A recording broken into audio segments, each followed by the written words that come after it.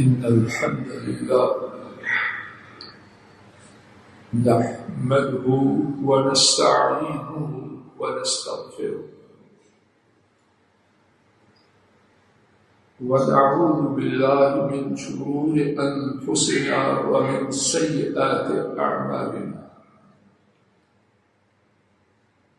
من يهده الله فلا مضل له ومن يضلل فلا هادي له وأشهد أن لا إله إلا الله وحده لا شريك له وأشهد أن محمدا عبده ورسوله صلى الله عليه وسلم. أما بعد فإن خير الحديث كتاب الله وخير الهدي هدي محمد صلى الله عليه وسلم وشر الأمور محدثاتها وكل محدثة بدعة وكل بدعة ضلالة وكل ضلالة في النار.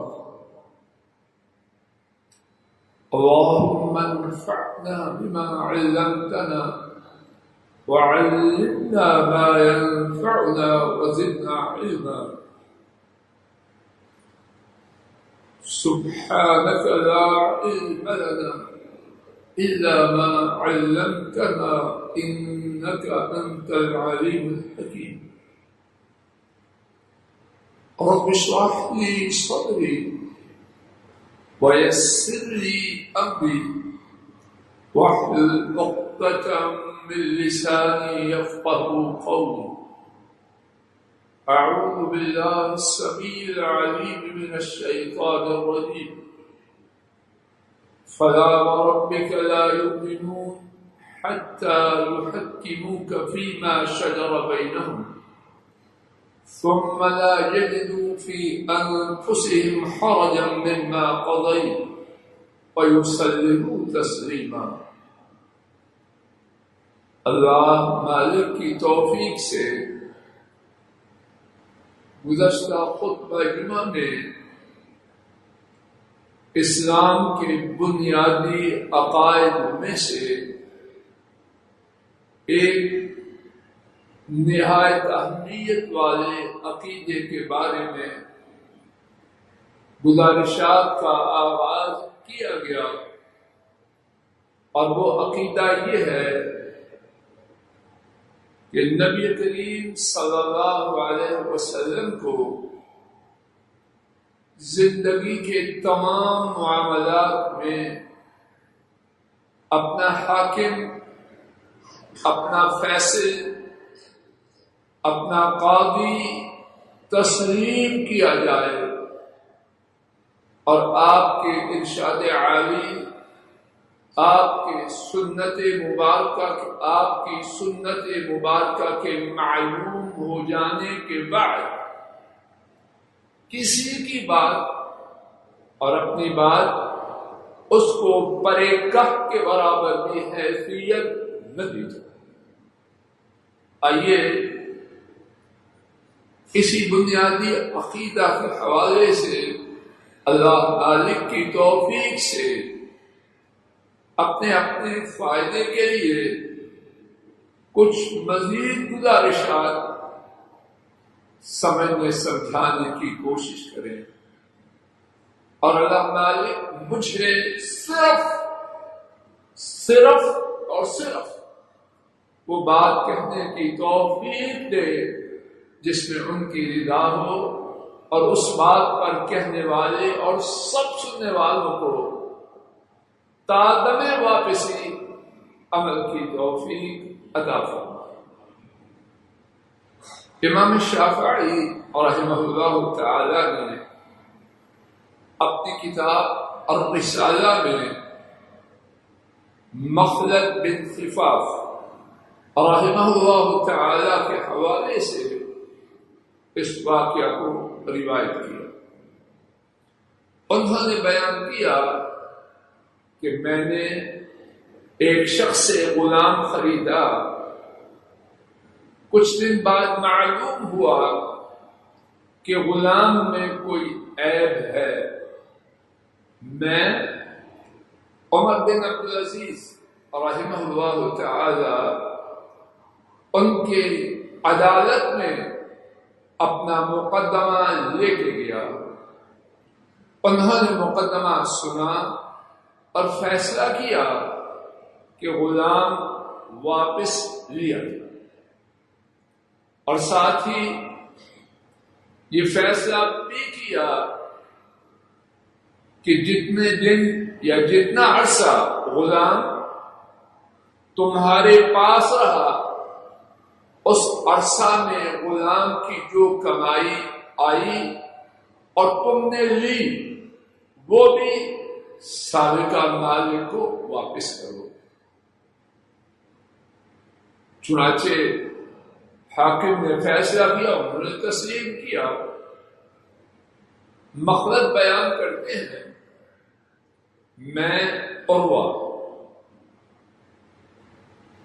بن زبیر رضی اللہ تعالی عنہ ان سے ملا اور اپنا قضیہ، اپنا مقدمہ، اس کا ماجرا ان کے روبرو عرض کیا. انہوں نے فرمایا کہ عمر بن عبدالعزیز رحمہ اللہ انہوں نے جو فیصلہ کیا ہے وہ حدیث کے برعکس ہے. نبی کریم صلی اللہ علیہ وسلم نے فرمایا، جیسے کہ عائشہ رضی اللہ تعالی عنہا جو عروہ کی خالہ تھی، جیسے کہ عائشہ رضی اللہ عنہا نے بیان کیا کہ نبی کریم صلی اللہ علیہ وسلم نے فرمایا، ان الخراج بالضمان، کہ غلام کی جو کمائی ہے جتنے دن وہ خریدار کے پاس رہا ان دنوں میں اگر غلام مر جاتا تو وہ غلام مرنا تھا خریدار کا. بات سمجھ میں آ رہی؟ جتنے دن خریدار کے پاس غلام رہا اگر وہ ان دنوں میں فوت ہو جاتا تو بیچنے والے کا فوت نہیں ہونا تھا، خریدار کا فوت ہونا تھا. اب کیا ہے، ان دنوں کی غلام کی وجہ سے جو آمدن ہے وہ بھی خریدار. اب جب خریدار کسی عیب کی وجہ سے غلام کو واپس کرے گا تو وہ آمدن جو وہ لے چکا ہے واپس نہ کرے گا. کیوں؟ کہ اگر ان دنوں میں وہ غلام مرتا تو اس کی ذمہ داری بھی اس کی تھی. ادرہ نوازش بچوں کو کنٹرول کیجیے. قاری صاحب اٹھ کے پکڑو بیٹا. دونوں طرف اگر فائدہ ہے تو ذمہ داری بھی ہے. اور ساتھ ہی عروہ نے بیان کیا کہ میں عمر بن عبدالعزیز کے پاس جاؤں گا اور انہیں بتلاؤں گا کہ آپ کا فیصلہ اس حدیث کے خلاف ہے. مخلد بیان کرتے ہیں کہ انہوں نے صبر نہ کیا، عروہ کے جانے سے پہلے خود ہی عمر بن عبدالعزیز کے پاس پہنچ گئے اور عرض کیا، جناب آپ نے جو فیصلہ کیا ہے وہ اس حدیث کے خلاف ہے جو مجھے عروہ نے اما عائشہ سے اور اما عائشہ نے رسول کریم صلی اللہ علیہ وسلم سے روایت کی ہے. اب تصور کیجیے عمر بن عبدالعزیز اتنی بڑی شخصیت کہ علماء امت فرماتے ہیں 4 خلفائے راشدین اگر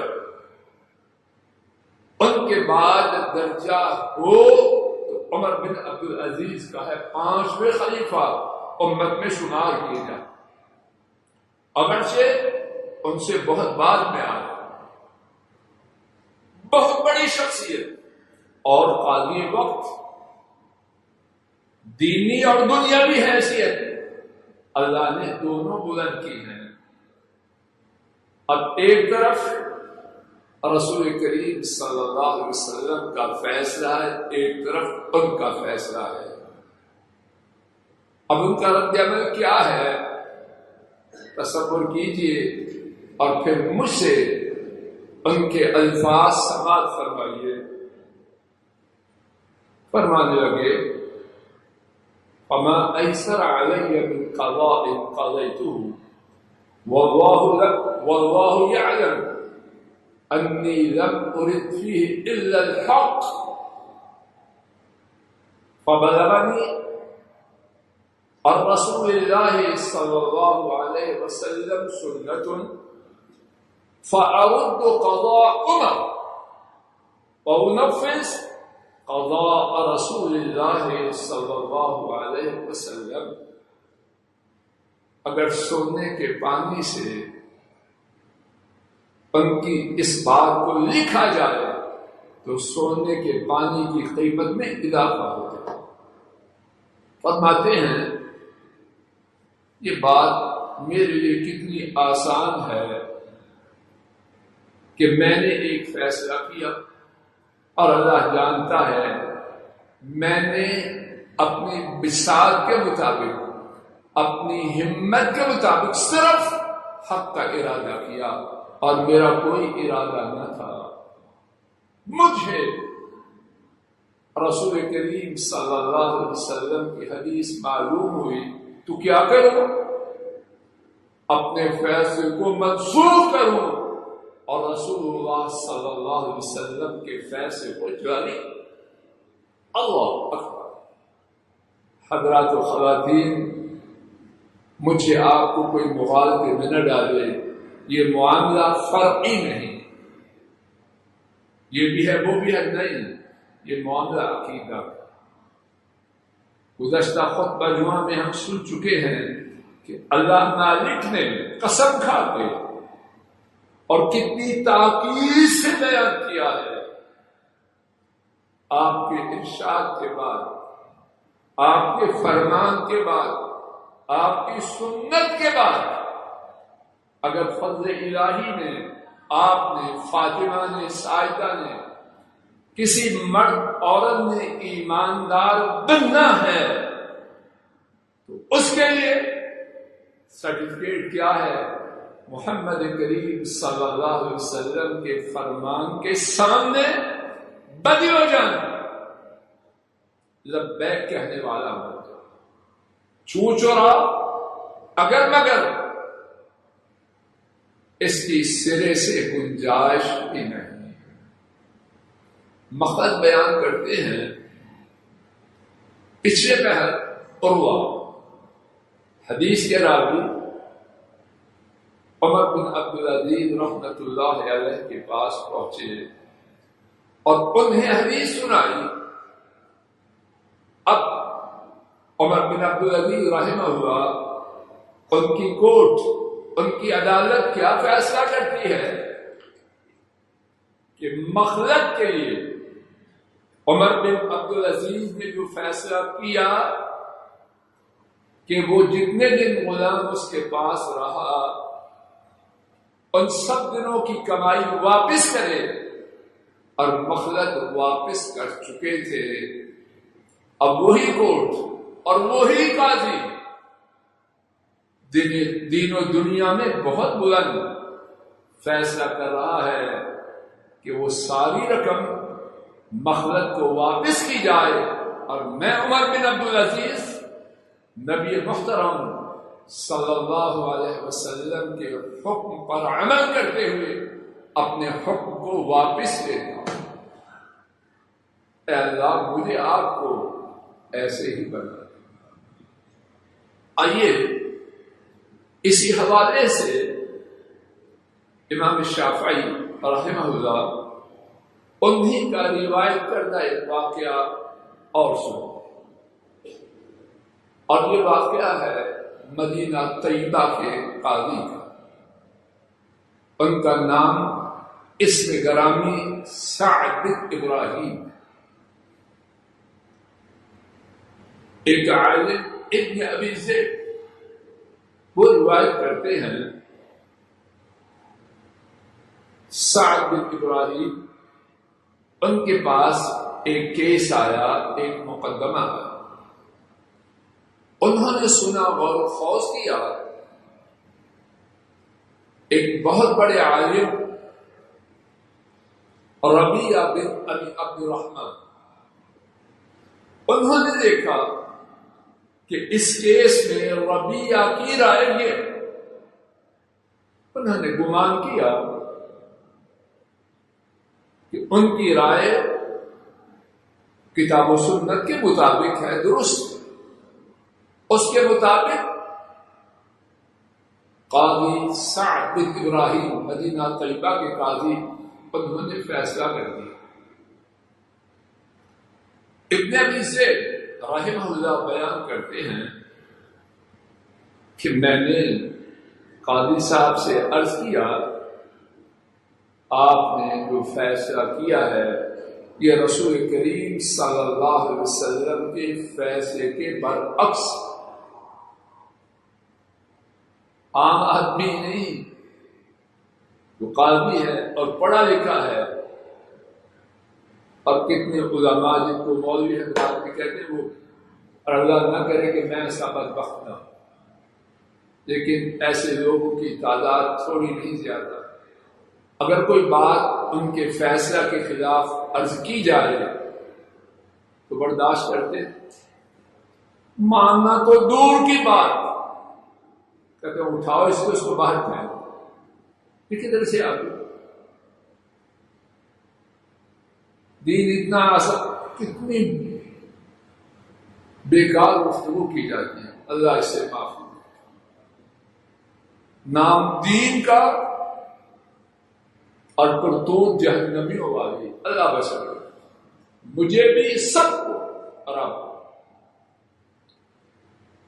قاضی سعد بن ابراہیم نے ابن ابی زید ان کی روایت کردہ سنت کو سنا، سوچنے لگے. وہی عالم ربیعہ بن ابی عبد الرحمن جن کی رائے کے مطابق انہوں نے فیصلہ کیا تھا، وہ تشریف لائے. اور یہ قاضی صاحب پریشان ہیں. ان سے عرض کرتے ہیں ھذا ابن ابی زید وهو عندي ثقة يحدثني عن رسول الله صلى الله عليه وسلم على خلاف ما قضيت. یہ ابن ابی زید ہیں اور میری نگاہ میں یہ ثقہ ہے، قابل اعتماد ہے، غلط بات نہیں کہتے.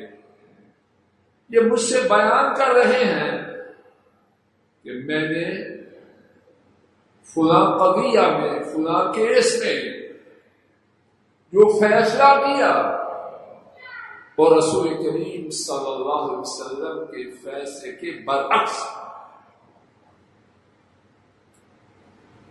حضرت ربیعہ انہوں نے دیکھا قاضی صاحب پریشان ہیں، کہنے لگے قد اجتہد، آپ نے کوشش کی اور بات ختم ہو گئی، کیوں پریشان ہیں؟ تسلی دے رہے. قاضی سعد ربیعہ کی اس تسلی کو سنتے ہیں اور کہتے ہیں وہ عجبا انفذ قضاء سعد بن ام سعد وارد قضاء رسول اللہ صلی اللہ علیہ وسلم. تعجب ہے، آپ مجھے کیا تسلی دے رہے ہیں؟ سعد کی ماں اس کے بیٹے سعد اپنی حیثیت کو چھوٹا کر، اور اللہ گواہ ہے، میرا یقین ہے اتنی پاک سوچ والا بندہ چھوٹا نہیں، بہت بڑا، اور یہ ان کا اپنے آپ کو حدیث کے مقابلے میں چھوٹا سمجھنا، یہی ان کے بڑے ہونے کی بہت بڑی دلیل۔ کہتے ہیں سعد کا بیٹا، اپنے آپ کو حقیر کر کے دیکھو، سعد کا بیٹا سعد، اس کے فیصلے کو جاری کیا جائے اور رسول کریم صلی اللہ علیہ وسلم کے فیصلے کو رد کیا جائے، یہ تسلی دے رہے ہیں۔ بل ارد قضاء سعد بن ام سعد، میں سعد کی ماں کے بیٹے کے فیصلے کو رد کروں گا، وَأُنَفِّذُ قَضَاءَ رَسُولِ اللَّهِ، اور میں اللہ کے رسول صلی اللہ علیہ وسلم کے فیصلے کو جاری کروں گا۔ اللہ اکبر، یہ ہے ایمان، باقی سب کہانی، اور اللہ کرے کہانی زیادہ ہے، ایمان اللہ کرے کم نہ ہو، زیادہ ہو، لیکن نظر۔ پھر کیا کیا؟ کیس کا جو فیصلہ تحویل کیا تھا منگوایا، اور کیا کیا؟ فشق، اس فیصلے پر چیر کے پھینک دیا، برسر عام، نمی پھینک کے بعد ختم ہوئی نہیں، فیصلے کی کاپی جو صورت تھی اس وقت اس کو منگوایا، اس کو چیر کے پھینکا، اور اس کے ساتھ فیصلہ سنایا، میرا فیصلہ وہ ہے جو مدینے والے کا فیصلہ، فَلَا وَرَبِّكَ لَا يُؤْمِنُونَ حَتَّى يُحَكِّمُوكَ فِيمَا شَجَرَ بَيْنَهُمْ ثُمَّ لَا يَجِدُوا فِي أَنفُسِهِمْ حَرَجًا مِّمَّا قَضَيْتَ وَيُسَلِّمُوا تَسْلِيمًا۔ یہاں ایک اور بات، اپنے وقت کی پابندی کرتے ہوئے انتہائی اختصار سے سماعت فرمائیں۔ بہت سے ہمارے بھائی اللہ سب پر رہتے ہیں، اور مجھے آپ سب کو اور پوری امت کو اللہ کے اس فرمان پر عمل کرنے کی توفیق عطا فرمائے۔ ہمارے بہت سے بھائی بڑے بڑے علم والوں، تقوی والوں، ان کا نام لے کے ان کے نام کی آڑ میں نبی کریم صلی اللہ علیہ وسلم کے فرامین کو چھوڑتے ہیں۔ نہ، سارے بڑے سر آنکھوں پر، ہر وہ شخص جو دین والا ہے ہمارے سر کا تاج، واجب الاحترام ہے، اچھی طرح نوٹ کر لیجیے، اور جو دین والوں کا احترام نہ کرے اللہ اس کی زبان بند کر دے، اللہ اسے بہرا گونگا کر دے۔ نوٹ فرما لیجیے، احترام ایک ہے، احترام ایک ہے، اتباع، واجب الاتباع۔ اللہ کی مخلوق میں عرش والے رب کے بعد کون ہے؟ محمد کریم صلی اللہ علیہ وسلم۔ باقی سب دین والے، علم والے، دین کی خدمت کرنے والے، ان کا احترام واجب ہے، اتباع وہ محمد کریم صلی اللہ علیہ وسلم۔ ہر کسی کی بات کو، ہر کسی کے قول کو، ہر کسی کے عمل کو تولا جائے گا میزان محمد صلی اللہ علیہ وسلم پر۔ جو اس پہ پورا ہو سر آنکھوں پہ، اور جو اس پہ پورا نہ ہو کہا جائے گا اللہ کی ان پر رحمتیں ہوں، انہوں نے کوشش کی لیکن ہم نے کرنا وہ ہے، لینا وہ ہے جو محمد کریم صلی اللہ علیہ وسلم نے فرمایا۔ امت کے بہت بڑے امام، ان میں سے 4 بہت مشہور، انہی میں سے امام ابو حنیفہ رحمہ اللہ تعالی فرماتے ہیں اذا قلت قولا يخالف كتاب الله وخبر الرسول صلی اللہ علیہ وسلم فاتركوا قولی. اور یہ بات حضرات احناف ان کی کتاب حاشیہ ابن عابدین میں موجود ہے. فرمایا جب میں کوئی بات کہوں، کون کہہ رہا ہے؟ حضرت امام ابو حنیفہ رحمۃ اللہ علیہ. جب میں کوئی بات کہوں اور وہ اللہ کی کتاب کے خلاف ہو، رسول کریم صلی اللہ علیہ وسلم کی حدیث کے خلاف ہو، تو کیا کرو؟ یہ کہو کہ وہ بھی بڑے عالم تھے، یہ کہو وہ بھی بڑے متقی تھے، اور ہمارا یہ اللہ کے فضل و کرم سے ان کے بارے میں گمان ہے بہت ہی بڑے عالم، بہت ہی بڑے تقوی والے. لیکن اب بات ہے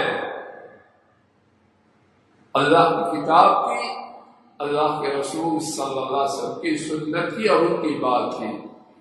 تو وہ فرما رہے ہیں جب میں بات کہوں اللہ کی کتاب کے خلاف ہو، رسول اللہ صلی اللہ علیہ وسلم کی سنت کے خلاف ہو، فاترکوا قولی، میری بات کو چھوڑ دو. اب ان کے نام کی آڑ میں جنہوں نے واشگاف الفاظ میں فرمایا میری بات کتاب و سنت کے خلاف اسے چھوڑ دو، اب ان کا نام لے کے حدیث کو چھوڑنا اس کی اجازت کیوں کر سکتے؟ امام مالک رحمہ اللہ تعالی بہت بڑے اماموں میں سے جامع بیان علم و فضل ابن عبد البر اور الاعتصام شاطبی کی دونوں کتابیں مالکی علماء کی ہیں. اس میں ہے فرماتے انما انا بشر اخطئ و اصیب، یقیناً میں انسان غلطی بھی کرتا ہوں اور ٹھیک بات بھی کہتا ہوں. فانظروا فی رأیی، میری جو رائے ہو اس کو دیکھو. فما وافق الکتاب والسنہ فخذوا، جو کتاب و سنت کے مطابق ہو اسے لے لو. وما خالفہ فاترکوا، اور جو اس کے خلاف ہو اسے چھوڑ دو.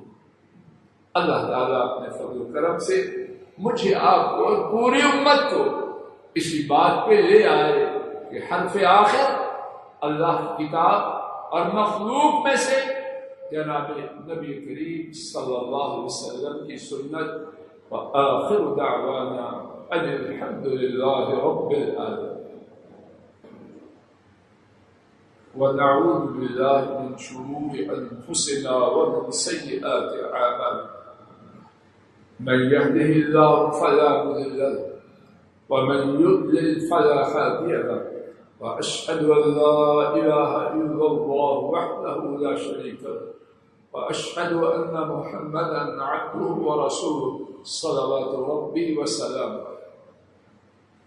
آج کی خطبہ جمعہ کا خلاصہ رب العالمین کا یہ حکم ہے کہ اپنی زندگی کے تمام معاملات میں جناب نبی کریم صلی اللہ علیہ وسلم کو اپنا فیصل، اپنا حاکم تسلیم کرو اور ان کے فیصلے کو دل و جان سے قبول کرو. یہی بات اہل ایمان کی ہمیشہ سے چلی آ رہی ہے.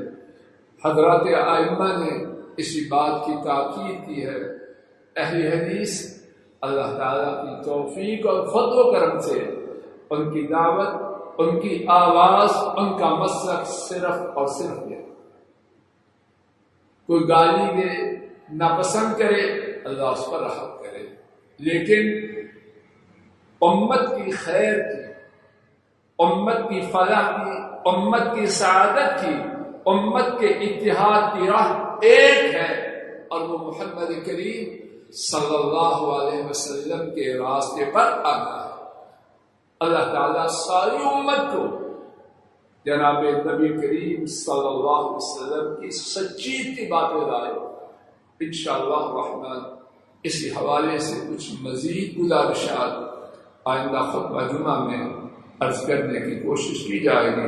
اللہم صلی علی محمد وعلی آل محمد کما صلیت علی ابراہیم وعلی آل ابراہیم انک حمید مجید۔ اللہم بارک علی محمد وعلى آل محمد كما باركت على إبراهيم وعلى آل إبراهيم إنك حميد مجيد۔